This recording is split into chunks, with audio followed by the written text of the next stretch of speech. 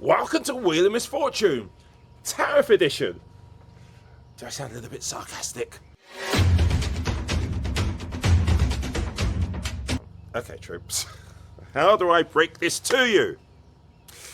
Well, I say, I'm your host, Tony, for The Outside Looking In, and today, wherever you are, we're diving into the latest episode of Trade Wars, the Trump Strikes Back.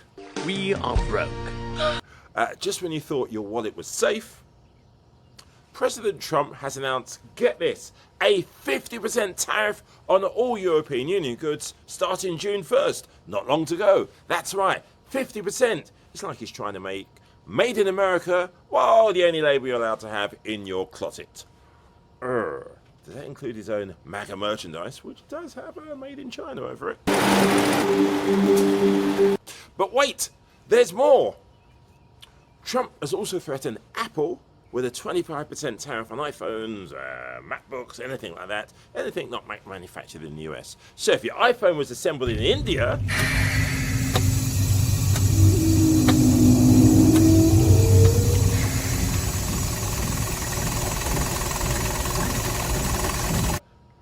be prepared to pay a premium for your next selfie. You're going to have to check where your phone's made now. It's crazy. You go to the phone shop. Was my Mac made in India or was it made wherever? In America? Great, I'll buy it.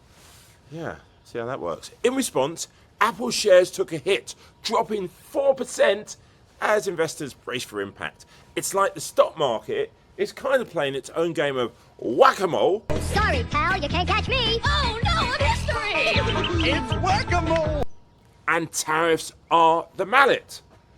It's crazy. It really is. And it's coming next week. Now, let's play a quick round of tariff trivia. Are you ready? Okay. Question 1. What happens when you impose a 50% tariff on EU goods? Here's your selection. A, European wine becomes a luxury item. B, American consumers start brewing their own espresso. Yeah. Or C, both A and B. Don't shout all back at once, please. Somebody's just shouting, say! Anyway, correct. I actually think it looks like it's time to dust off that homebrew kit. Get on Amazon and buy one and start fermenting your own Merlot or something, because it's going to get pretty expensive, I think. When do we drink? In all seriousness, these tariffs are poised to hit consumers hard, which is you, me, and everyone, in your phone, leading to higher prices on everyday items. It's like a game show. $24,000? That's too fucking high! Where the only prize is inflation. You want the solution to inflation? And we all win inflation. So, as we brace for this economic roller coaster, remember, in the game of tariffs, there are no winners, only higher prices. Don't applaud. Don't. Anyway, that's all for today's episode of Wheel of Misfortune, Tariff Edition. Tune in next time when we find out if your morning coffee will cost more than your rent. Is the world's most expensive coffee. Possible. You're shitting me. And may your wallet stay full at least until June the 1st. Fine joins me now. Congressman, you are one of 3 Jewish Republicans in the House. Are you comfortable working alongside Ilhan Omar? Well, look, I stay as far away from her as I can. Ilhan Omar is not pro-America, and frankly, she endorses and supports Muslim terror. So I think that what happened a couple nights ago for her is probably considered a good thing, not a bad one. And it's very troubling that the radical left created this. Look, these protests are directly tied to what we've heard on college campuses. Yeah. When they talk about globalizing the Intifada, resistance by all means necessary, and that shows up in the manifesto from this shooter, that's where this stuff comes from. And it comes from Ilhan Omar, college campuses, and everywhere else. But how? On the tariffs that you mentioned, you had a lot of discussions in Canada. Japan was a part of that. You've talked about Japan a lot. If the Japanese are not is not the next country to do a deal. Who is? As I mentioned before, we're far along with India, and they got in early on. Many of the Asian countries have come with very good deals. So there are 18 important trading partners, and I would say with the exception of the EU, most are negotiating in very good faith. Who do you think goes first? Bill, we're going to have to see. Is it a summer battle? Do we take this into the fall? And if we take it into the fall, are we talking about 2026? To do a deal? You can announce publicly? With the EU. With the EU, with anybody. You pick it. No, look, these deals are moving quickly, and I think as we approach the end of the 90-day period, we're going to see more and more of them announced. Okay, is that July then? I think that's the 90 days. Okay, so we will look for that then. What do you make of this move against Harvard?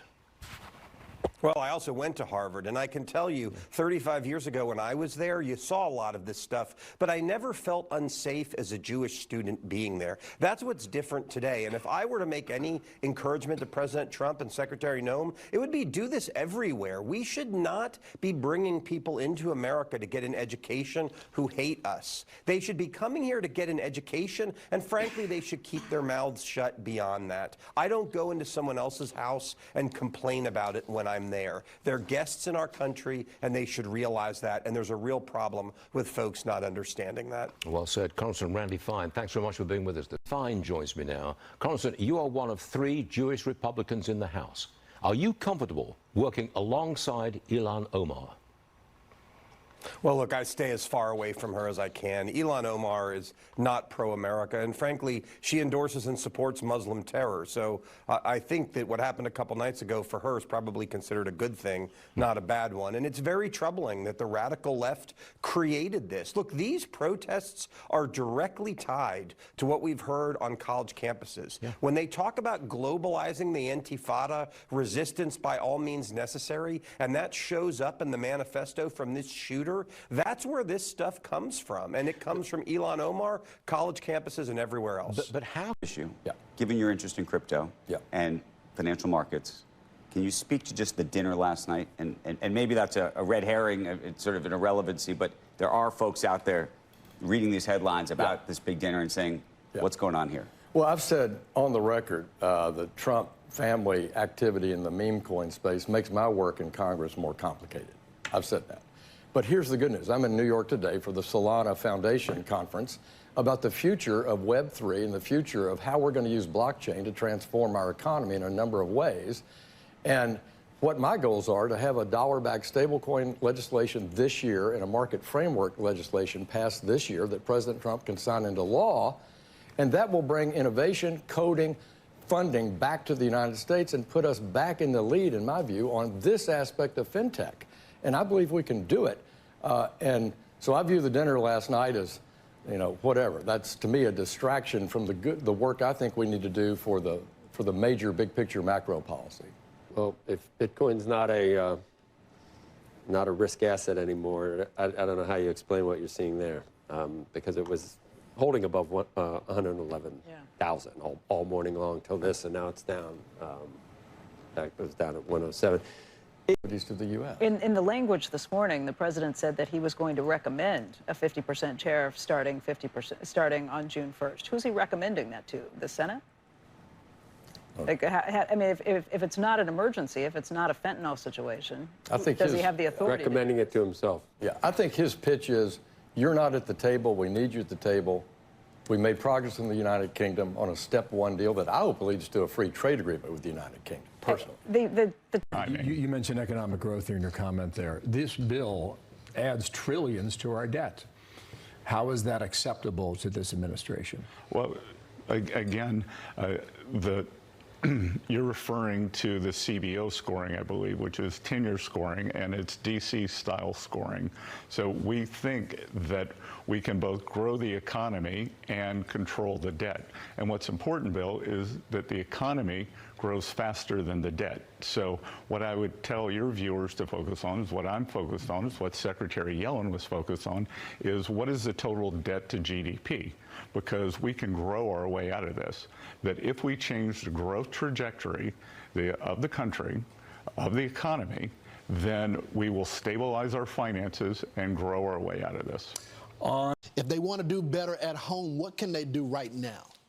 Well, you win the battle for health in your kitchen, your living room, your bedroom, Lawrence. So I'll give you two concrete things right this second, and then I'll give you some hope about the future. Number one, get those kids outside and playing. And they need an hour a day of some activity.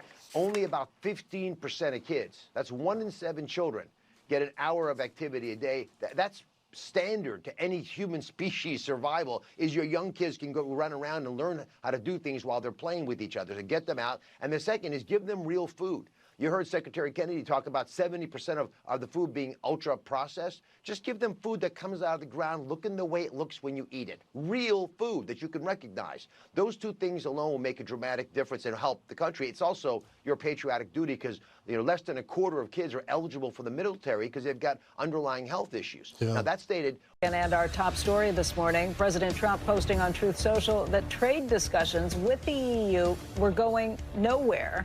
And as a result, he is recommending a straight 50% tariff on the EU starting on June 1st. Now, I don't know what that means, recommending a straight tariff of 50% to who? Is he recommending that to the Senate? Or is he saying that this is something that is going to be enforced as of June 1st? Well, Europe's down now. Yeah, Europe is down significantly. So is the U.S. equity futures. Right now, Dow futures are down by about 650 points. And by the way, we started relatively flat about 2 hours ago when the show started. NASDAQ futures now down by close to 400 points, and the S&P futures are down by about 92. We should probably do that in a percentage basis at some point, too. Problem with Tim Cook yesterday. President Donald Trump isn't pleased with Apple CEO Tim Cook after the company's decision to move production of iPhones sold in the U.S. from China to India. I said to him, Tim, you're my friend. I treated you very good. You're coming in with $500 billion, but now I hear you're building all over India. I don't want you building in India. The decision was made to avoid paying higher tariffs, which the company says could add $900 million to its costs this quarter. I said, Tim, look, we've treated you really good. We put up with all the plants that you built in China for years. India can take care of themselves. They're doing very well. We want you to build here, and they're going to be upping their production in the United States. Apple. So Apple's already in for $500 billion, but they're going to be upping their production. Apple didn't immediately respond to CNN's request for comment.